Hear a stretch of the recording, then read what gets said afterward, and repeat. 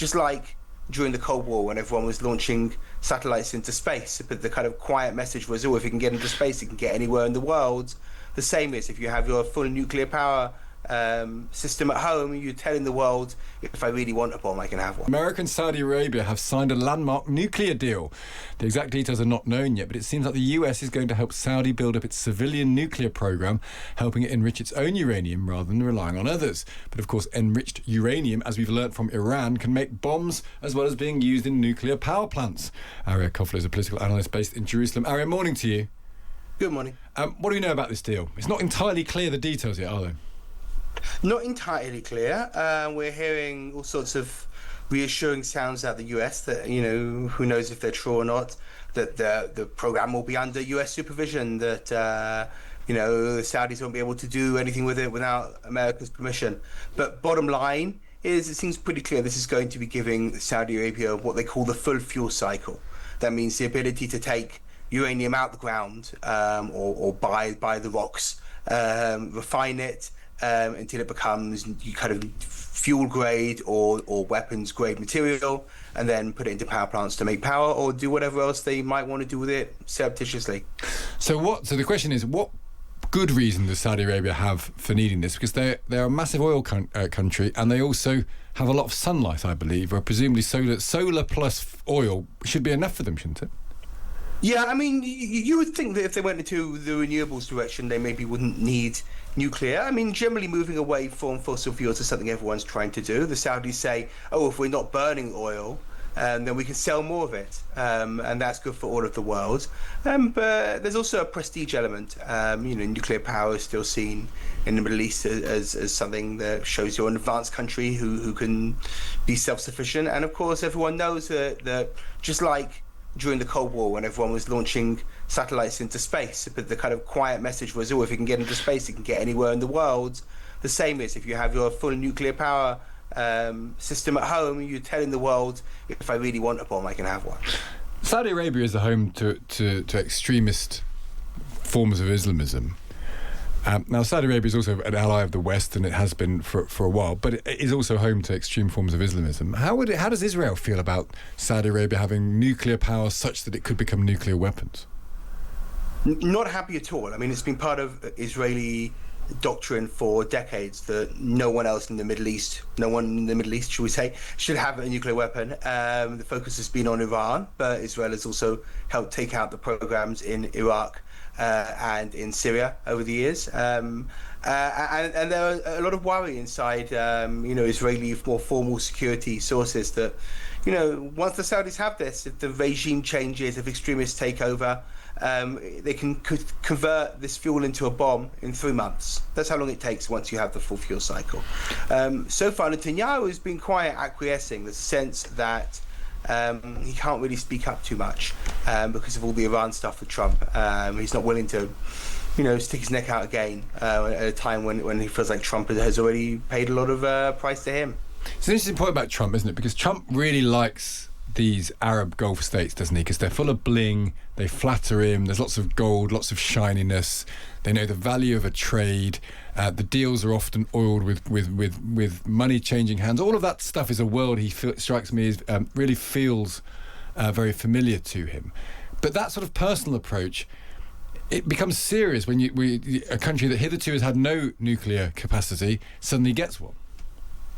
Yeah, look, Israel and the region can say how much they like Trump, less so now than they did, and Netanyahu can schmooze all he likes and make lovely speeches about how clever Trump is, all the things that he wants. But we're not, Israel's not in a position to give him a flying jet or enormous business deals worth billions or take him to gold palaces. Right? Trump loves that aesthetic. He has very close relationships with the Saudis and the Emiratis, who are rivals, and the Qataris, who are rivals of those two as well. There was this understanding at one point that, if the Saudis were going to get this, they'd have to first make peace with Israel and join this Abraham Accords thing that the Trump administration started last time around. That seems to be off the table now. They seem to have won Trump over to allowing him to allow them to just have essentially this nuclear stuff without really having to give anything in return. So it's a worry. It's a big worry, and some of the opposition figures have come out and attacked Netanyahu, the government, and said, why aren't you doing anything to stop this? This has been something we've been against for years and years, and you're just letting it happen. So far, quiet out of the Israeli government. They don't want to upset Trump. Interesting. We'll see where this gets us, but it's a very striking development in the geopolitics of the region. Arieh, great to speak to you. Thank you. That's Arieh Kovler, as a political analyst based in Jerusalem. What do you make of this nuclear deal between the US and Saudi Arabia, which we're told has been signed tonight? Well, this has been in the works for a long time, but for a couple of reasons, it's been hard to come to final agreement. One is the safeguards for nuclear nonproliferation, basically to make sure that this nuclear technology is not used for a nuclear weapons program. And there are some other side issues as well. When this was being considered a few years ago in the Biden administration, one of the issues was, would it be part of a package that included Saudi Arabia recognizing Israel? And it seems like that is no longer in the cards. The arrangement seems to be that Saudi Arabia will get the capacity to enrich uranium, but that this could only be used for civilian purposes. Are there sufficient safeguards, as far as you're aware, to make sure that this isn't just the start of a Saudi Arabian nuclear weapons program? Well, there is going to be, I think, significant concern and significant criticism because the safeguards here are, for instance, not nearly at the level of the safeguards that the United States obtained with the UAE in 2009. That was considered the gold standard of nonproliferation safeguards. The UAE agreed to join the additional protocol on the nonproliferation regime, and it made a firm commitment not to enrich or reprocess. And it seems like Saudi Arabia is going to make neither of those commitments. It's not absolutely required that it make certainly the non-enrichment commitment, but that would have been a lot better from a non-proliferation standpoint. You can see that Saudi Arabia gets a sort of significant clout out of this, doesn't it? And the US nuclear industry presumably gets quite significant funds. Yeah, I mean, it will be worth a considerable amount for the nuclear industry that's going to provide this civilian nuclear capability. That, I guess, is on the plus side from the U.S. government perspective.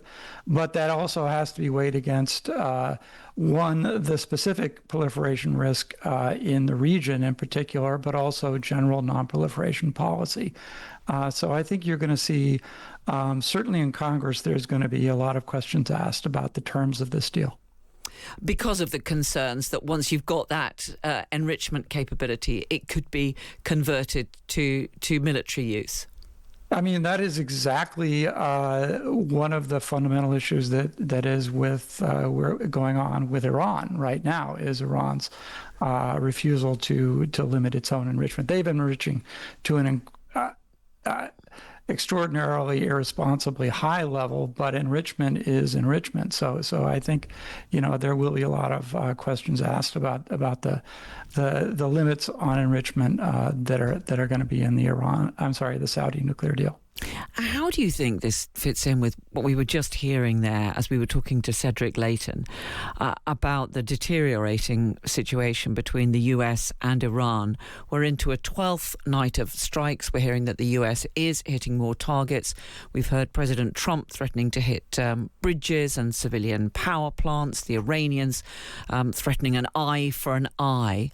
I mean, if anything, the situation there seems to be deteriorating. How do you think this deal fits into this increasingly unstable situation across that region of the Middle East? So it's not directly implicated, but it's certainly the context is not good. As I think you just discussed, the MOU, there were three principal objectives of the MOU. One was to formalize a ceasefire. Well, that's clearly gone. The second was to open the Straits of Hormuz, and we see how that's going. And the third was to open negotiations on the Iranian nuclear deal. And those, I think, are not currently going anywhere right now. So the Iranians are tough negotiators. They will. I wouldn't be surprised if they threw this, into the mix if and when, and I hope it's soon, talks resume on controlling their enrichment program. The other thing that's kind of concerning is that, this may be down the road, and hopefully the Iran war is over, but Iran has demonstrated the ability to hit even U.S. Targets in the Gulf area. And so if there's a nuclear facility in Saudi Arabia, there's going to be real security concerns about that becoming a target if there are hostilities in the future.